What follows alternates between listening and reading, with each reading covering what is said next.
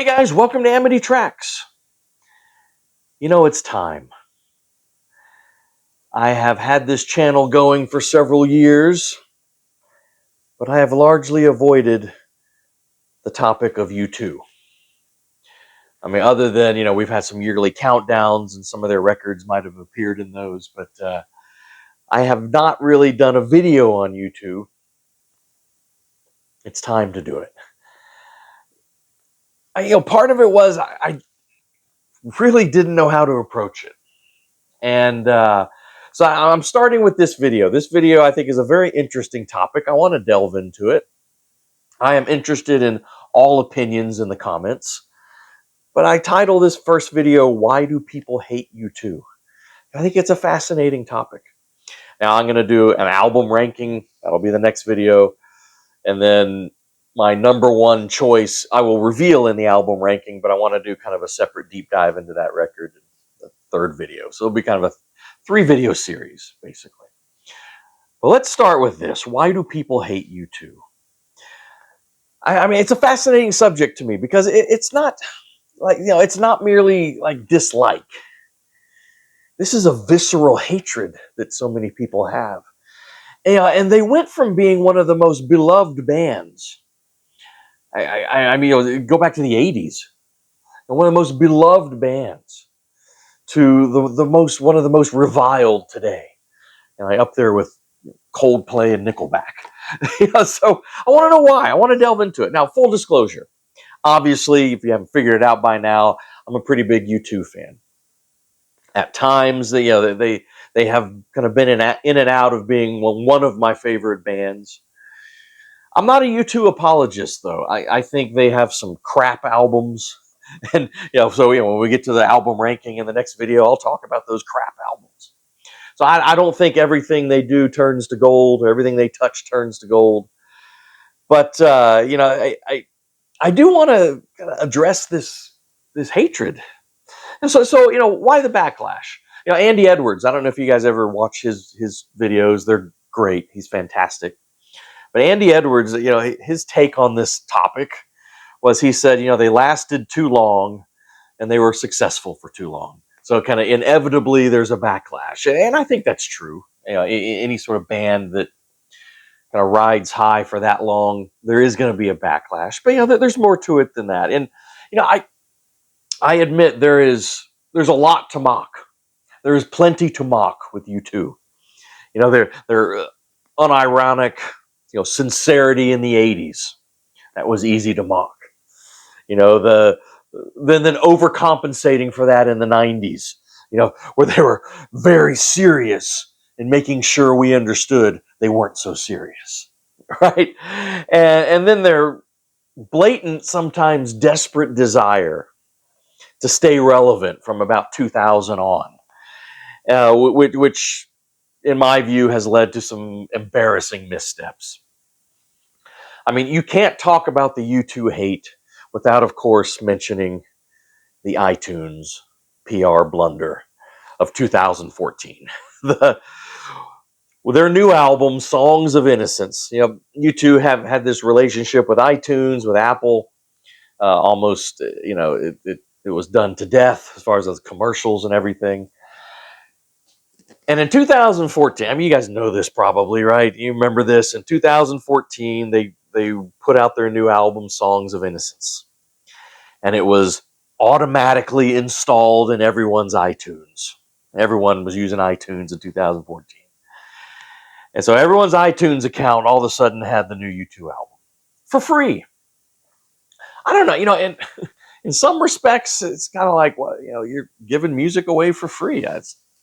I don't know. What's wrong with that? I'm sure that's kind of the way they approached it. And U2, they explained it. They said they wanted to introduce themselves to the new generation, or the next generation. And I think a part of it was, believing their own hype, which they've often, fallen into that trap. And it didn't help that Songs of Innocence is one of their weakest albums. Spoiler alert on my my album rankings. And I don't know, maybe it would have been one thing if it had been Octung Baby that popped up on everyone's iTunes or Joshua Tree, but no, it's Songs of Innocence. Well, again, we'll get into the albums, in the ranking. And I mean the backlash, as you remember, was huge, and it didn't help. I think it was also kind of difficult to get it out of your iTunes, and people, I think, understandably felt their privacy invaded. I didn't ask for you to be in my iTunes. Yeah, and as much as they did a mea culpa, as much as they kind of came out and said, okay, that was a mistake, we're sorry, the damage was done. People still hold that against them. I understand that. So I mean, there's a lot there, to sort of why the hate. But I think one of the biggest reasons can be stated in one word or one name, and that's Bono. So here we go. Let's talk about Bono. Let's talk about the elephant in the room, the mullet in the room, Bono.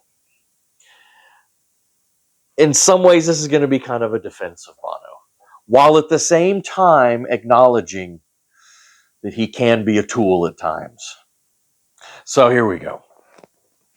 A lot of this hate centers on Bono. And it's easy. It's easy. He comes across, in some ways, I guess sometimes he is, right? This self-righteous, insufferable, the ultimate rich rock star lecturing the rest of us on how to live. And I think that's fair.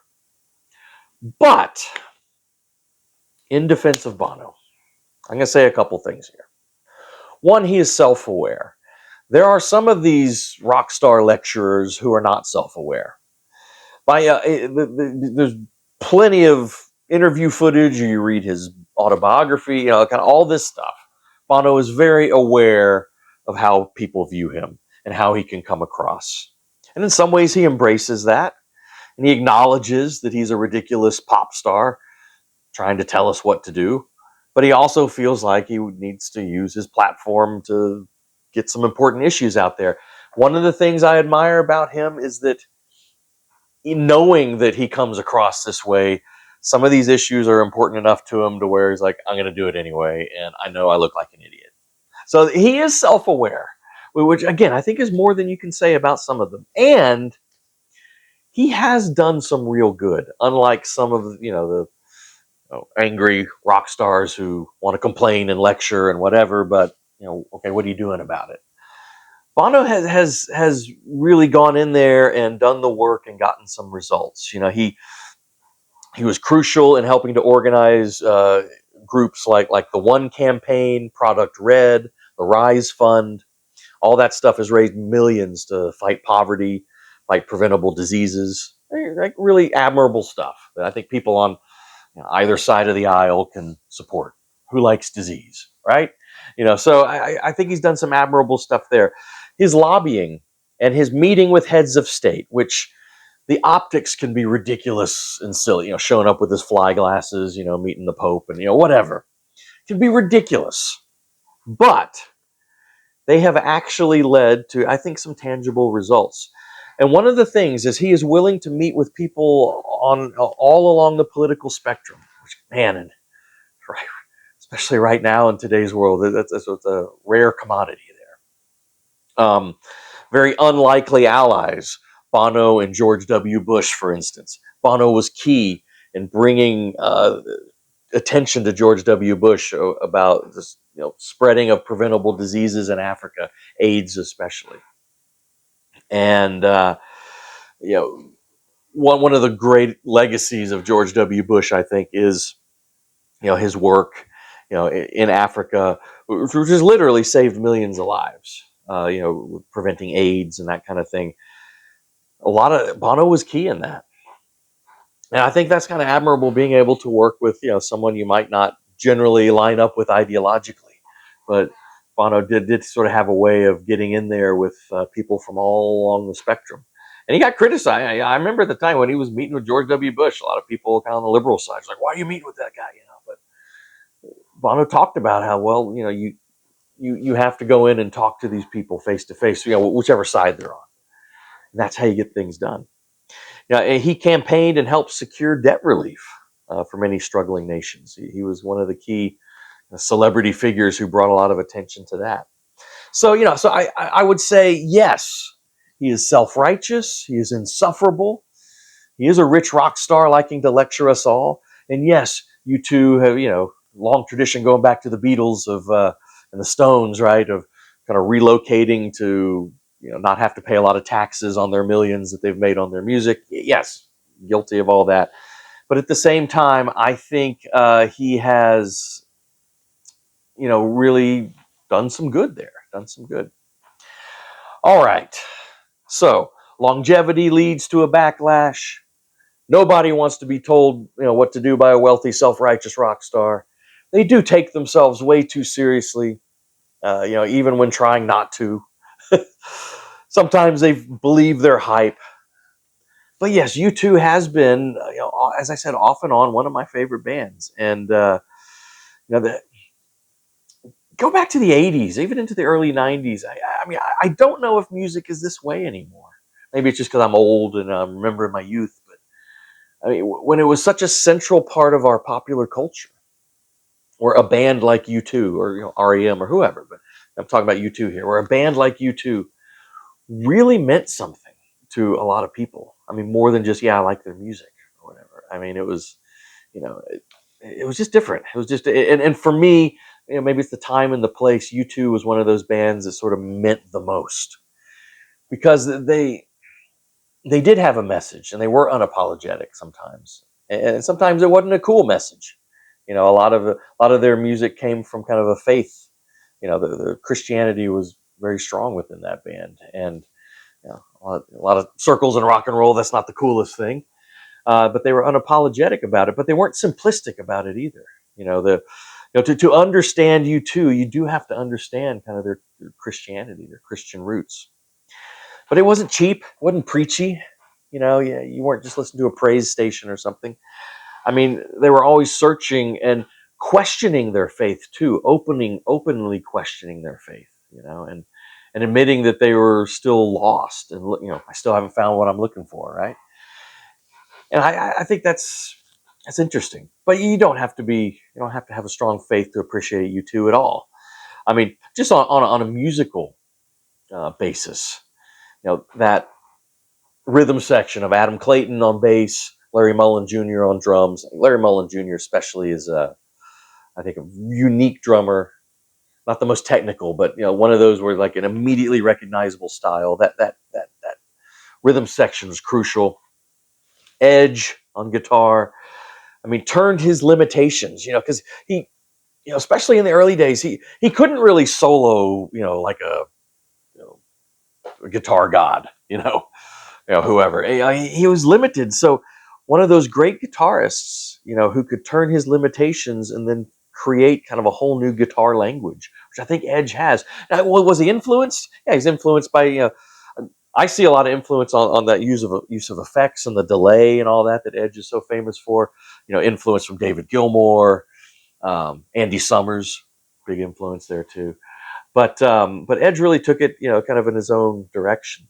And I mean, just these, it's almost like these structures of guitar sound, these like with those arpeggios, he kind of created these whole, I don't know, it's just a unique thing. And then Bono, who obviously has lost a lot of edge on his voice, or a lot of depth and range on his voice, the past 20 years or so. But at his peak, I think he was a hell of a singer, very expressive, and one of those frontmen that you couldn't deny. I mean, kind of the ultimate frontman in the '80s, at least. And I'm going to talk about this when we get to the album rankings, but I don't know if anyone has done this any better in releasing these deluxe editions. Obviously, I'm going to show vinyl in the countdown, but these deluxe editions, these CD editions, are this Boy, October War, Unforgettable Fire, Joshua Tree, and Octung Baby. It's kind of how far they've gone on these deluxe. This is how you do reissues and deluxe editions of stuff. I mean, all of them are in these amazing cases, great booklets, and remastered whatever original album, but then a second disc of just killer outtakes and B-sides and rare live stuff. And it's all you could ask for. And so I really appreciate their deluxe editions, their reissues. I mean, just amazing stuff. U2 is one of those bands where their B-sides and the stuff are just sometimes better than stuff that they put on the records. And so they've always been very generous since, kind of giving you the whole picture of an album. And I always appreciate that too. And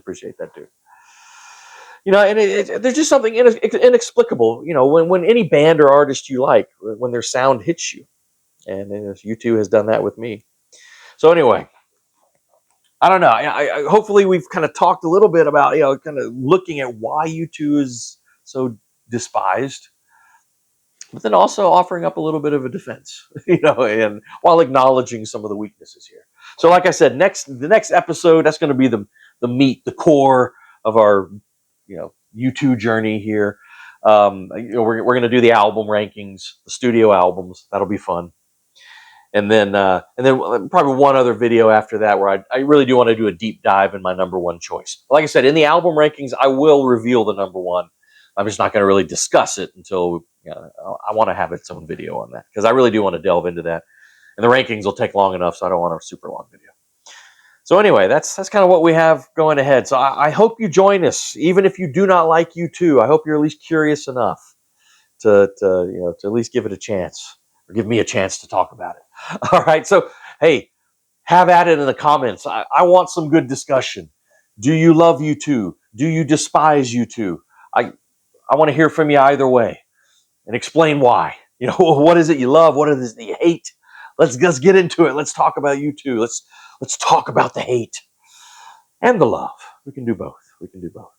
All right, guys. Like I said, next time we're going to rank the albums of U2. I hope you join us for that, and we'll see you next time on Amity Tracks.